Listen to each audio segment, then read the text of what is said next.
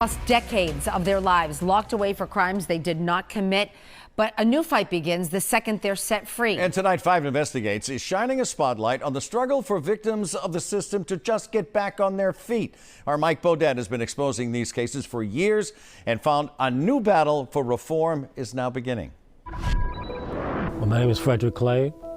I got convicted in 1981. 3 men with one awful shared experience. Robert Foxworth, I was convicted in 1991 of murder and sent to prison for murders they did not commit.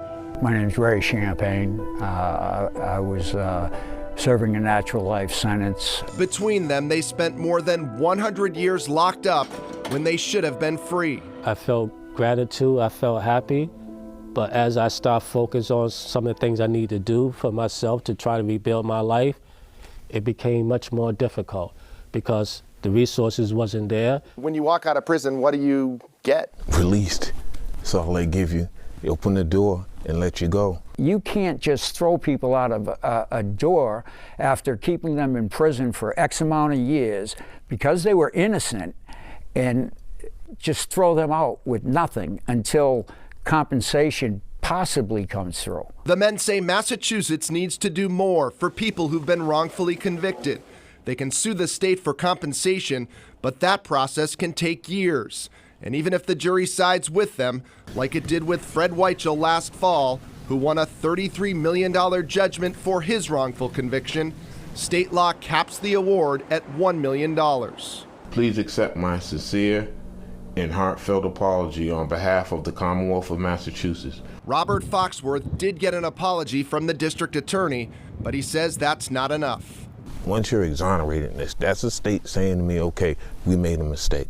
At that point, there should be compensation. I think we owe a debt to these people who were wrongfully convicted. State Senator Patricia Jalen has filed a bill that would lift the $1 million cap. She also wants to speed up the process, change the standard of proof to a preponderance of the evidence, and give $20,000 to the wrongfully convicted while they're awaiting a compensation trial. There is no amount of money that makes it right, but money is the way we compensate people. That is the only way we have to do any kind of justice. Records show since 2004, the Attorney General's office has settled fewer than half the wrongful conviction claims filed against the state. For the last 8 years, these cases were handled by the office of then Attorney General Maura Healey. The governor would not commit to changing the law when we caught up with her. Do you support lifting the $1 million cap on wrongful conviction compensation claims?